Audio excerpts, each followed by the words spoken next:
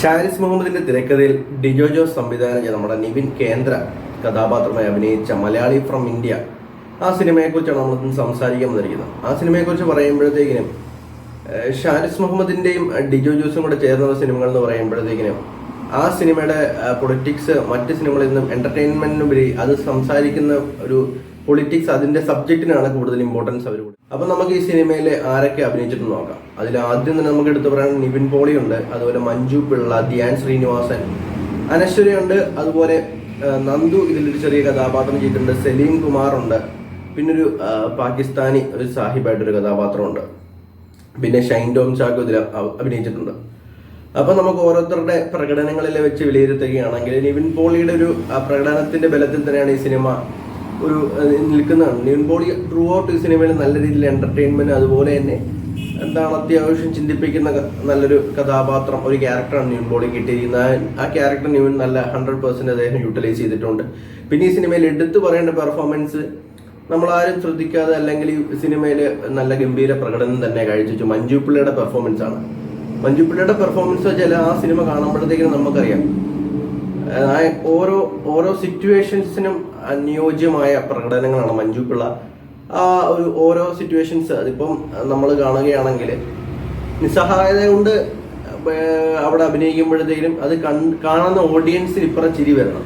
ആ രീതിയിലുള്ള പ്രകടനങ്ങൾ വളരെ മികച്ച രീതിയിൽ തന്നെ മഞ്ജു പിള്ള അവതരിപ്പിച്ചിട്ടുണ്ട്. പിന്നെ എനിക്ക് പറയാനുള്ളതെന്ന് വെച്ചാൽ സലീം കുമാർ ഒന്നോ രണ്ടോ ഡയലോഗ്സ് മാത്രമേ ഈ സിനിമയിൽ കൊടുത്തിട്ടുണ്ട്. പക്ഷെ ആ ഒറ്റ ഡയലോഗില് സിനിമയുടെ ഒരു ഗതി തന്നെ അദ്ദേഹം മാറ്റിമറിക്കുന്നുണ്ട്. അല്ലെങ്കിൽ ഈ സിനിമ കാണുന്ന പ്രേക്ഷകരെ ചിന്തിപ്പിക്കുന്നതിന് വേണ്ടിയിട്ടുള്ള ഒരു കിടിലൻ ഒരു ഡയലോഗായിട്ട് എനിക്ക് തോന്നി. ഡയലോഗല്ല, സത്യമാണ് അദ്ദേഹം പറഞ്ഞത് തന്നെ.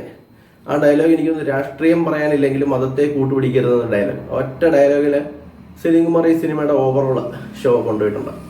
പിന്നെ ഷൈൻ ടോം ചാക്കോ അദ്ദേഹം ഒറ്റ സീനിലും കണ്ടേ വരുന്നുള്ളൂ. ആ ഒറ്റ സീൻ അദ്ദേഹം തൂക്കി അടിച്ചിട്ട് പോകുന്നുണ്ട്. അദ്ദേഹം ഒറ്റ സീനെ കൊടുത്തില്ല, ആ ഒറ്റ സീൻ അദ്ദേഹം മാക്സിമം സ്കോർ ചെയ്യാൻ പറ്റുന്നില്ല, സ്കോർ ചെയ്ത് നമ്മളെ പ്രേക്ഷകരെ ഒരു സംതൃപ്തിപ്പെടുത്തുന്ന രീതിയിൽ അദ്ദേഹം ചെയ്തു വെച്ചിട്ടുണ്ട്.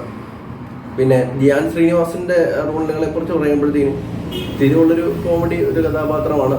മൽഘോഷ് എന്നാണ് അദ്ദേഹത്തിന്റെ കഥാപാത്രത്തിന്റെ പേര്.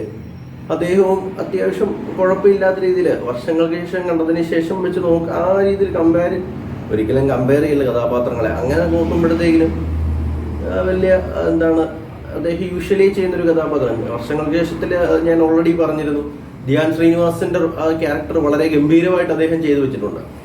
കാരണം അതേപോലെ വിനീത് അദ്ദേഹത്തെ യൂട്ടിലൈസ് ചെയ്തിട്ടുണ്ട്. ഇതിലേക്ക് വരുമ്പോഴത്തേക്കിനും ആ അത്ര രീതിയിലുള്ള പെർഫെക്ഷൻ എനിക്ക് കാണാൻ സാധിച്ചിരുന്നില്ല.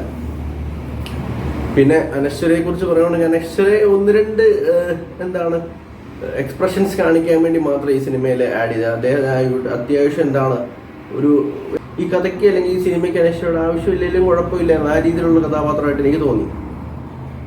പിന്നെ നമുക്ക് സിനിമയിലേക്ക് വരുമ്പോൾ നമ്മൾ ഓൾറെഡി പറഞ്ഞതുപോലെ തന്നെ ഒന്നാമത്തെ പോസിറ്റീവ് നമ്മൾ പറഞ്ഞ പോലെ നിവിൻ തന്നെയാണ്. രണ്ടാമത്തെ എനിക്ക് എടുത്തു പറയാനുള്ളതെന്ന് വെച്ചാൽ ജെയ്ക്സ് വിജയുടെ മ്യൂസിക്കിലാണ്. ഈ സിനിമയിൽ ഈ സിനിമ ഓൾറെഡി നമ്മൾ പറഞ്ഞ പോലെ തന്നെ ഷാരിസ് മുഹമ്മദിന്റെ സ്ക്രിപ്റ്റ് എന്നൊക്കെ പറയുമ്പോൾ അല്ലെങ്കിൽ തിരക്കഥ എന്ന് പറയുമ്പോഴത്തേക്കും ഓൾറെഡി ഈ പടം ഒരു പൊളിറ്റിക്കൽ സെറ്റയറാണ്. നമ്മുടെ BJP സുഡാപ്പി, അതുപോലെ രാഷ്ട്രീയ പാർട്ടികൾക്കെതിരെയും മതത്തിനെതിരെ, അതായത് മതത്തിന്റെ പേരിൽ തീവ്രവാദം നടത്തുന്നവർക്കെതിരെയുള്ള പടം, അതുപോലെ നമ്മുടെ അയൽ രാജ്യമായ പാകിസ്ഥാനും ഇന്ത്യയും തമ്മിലുള്ള ഒരു സൗഹൃദം, അതും അന്യനാട്ടിലെ അതൊക്കെ ബേസ് ചെയ്തിട്ടാണ് ഈ സിനിമ എടുത്തിരിക്കുന്നത്.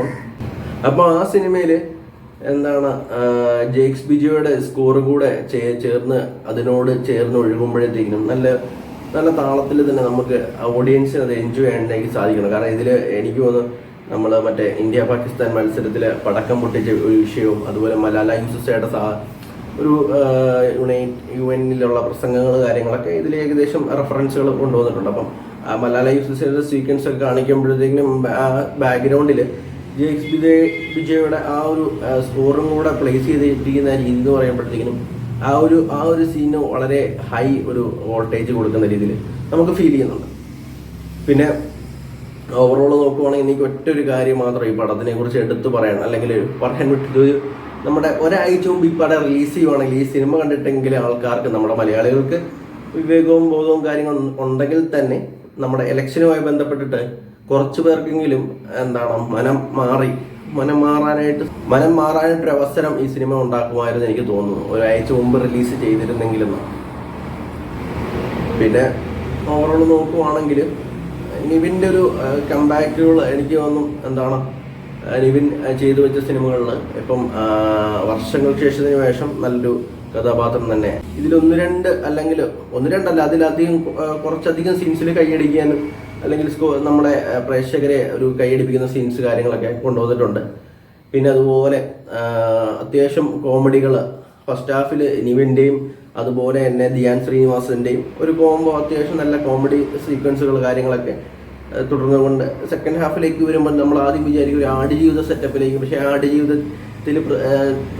ആടുജീവിതം സിനിമയിൽ ഒരു തീവ്രത കാണിക്കും, മരുഭൂമിയിൽ അല്ലെങ്കിൽ തീവ്രത കാണിക്കും. ഇതിലേക്ക് വരുമ്പോഴത്തേക്കും സൗഹൃദവും തമാശകളും നിറഞ്ഞ് ഇമോഷണൽ കാര്യങ്ങളൊക്കെ ഇതിൽ കാണിച്ചു പോകുന്നുണ്ട്. പെട്ടെന്ന് നിങ്ങൾ പ്രേക്ഷകർക്ക് വേണ്ടി സജസ്റ്റ് ചെയ്യുന്നത് ഞാൻ തീർച്ചയായിട്ടും നിങ്ങൾ ഓരോരുത്തർക്ക് സജസ്റ്റ് ചെയ്യുന്ന ഒരു പടം. തിയേറ്ററിൽ തന്നെ പോയി കണ്ട് നമുക്ക് ചിന്തിക്കാനും ചിരിക്കാനും പറ്റിയ ഒരുപാട് കാര്യങ്ങൾ ഉൾപ്പെടുത്തിക്കൊണ്ടുള്ളൊരു ഗംഭീര സിനിമ തന്നെയാണ് മലയാളി ഫ്രം ഇന്ത്യ എന്ന എൻ്റെ അഭിപ്രായം.